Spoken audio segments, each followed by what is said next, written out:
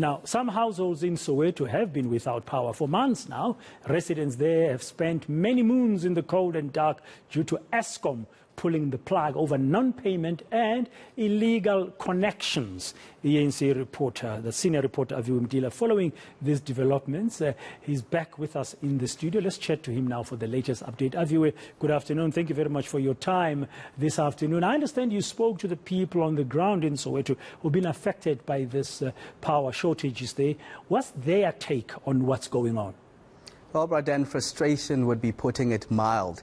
The residents of Senowane in Soweto have been living without electricity since 2020.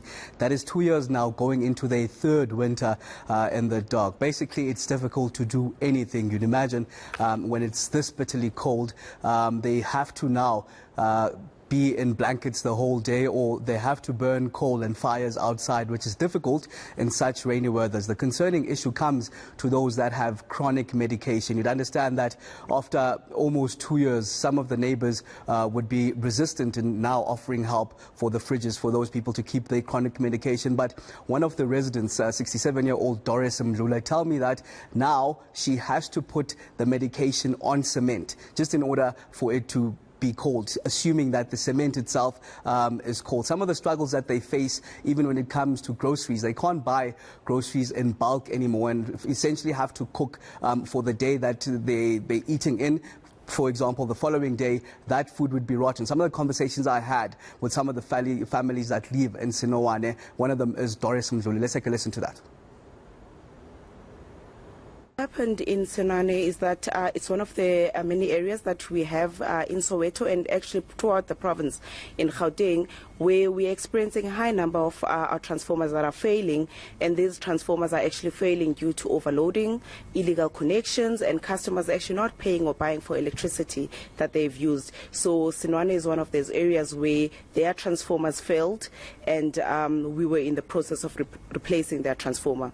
One of the delays in this particular area is because when we wanted to go into the area to convert the customers from the meters that we're using to split meters, they refuse us access into the area. What the customers actually do is that we will engage with them to say this is the process that we follow, and when we want to go into the area and actually install the split meters, that's when they would refuse us access. So we engage and we're ready to go and install, and then you'll find that they would be like, no, you're not coming in here to install. You find that a transformer would fail, we need to go into the area, conduct audits, remove illegal connections, and thereafter start preparing to install the split meters. So that's a process on its own. So if we then experience such delays, whereby we need to come and get law enforcement agencies to protect us when we go into these areas, you will definitely experience delays. But we are currently on the ground configuring their meters, so they will be, there are customers that currently have supply as we speak, and then we are busy with configuring the rest of the meters so that they are able. So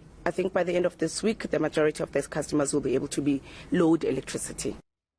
Okay, just for correction, that's Eskom explaining, that's Amanda from Eskom explaining what the power utility is doing there. But as you were saying earlier, you did manage to speak to the residents of Soweto who were sharing their terrible experiences about power shortages.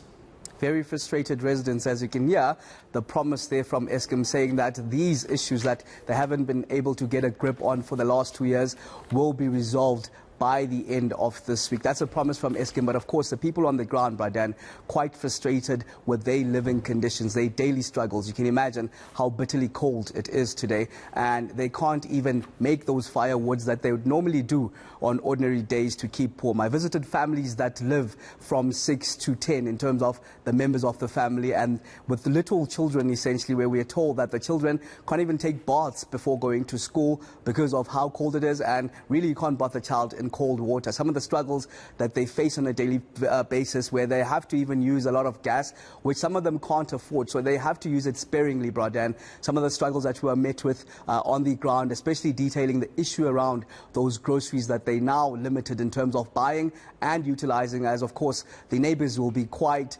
reluctant to assist. Over 2 years of helping your neighbor that doesn't have electricity with the fridges, you'd obviously get quite irritated after that time. The conversation that I had with Doris Mtila, let's take a listen to that. Sihambe sibeka lapho socela lapho kulabantu labasibajwayele basibekise ke emafrijini. nje ngiyabona noma ukudla ukushile phela ngakusasa fanele ukuthi upheke lokho kudla nje okuncane ukuthi isiku kudliwe kuphela wakushiya ngakusasa sekubolile asi waste le hayi man basihluphekisa serious kamampela hayi sihluphekile kunini hayi kudala phela hayi ngoba nale council yethu ayenzi lutho simvotele mari kodwa iphi into yasenzela yona abasenzeli lutho akasikhulumeli. Mrs. Mdluli there ending that report by Aviwe Mtila from Soweto.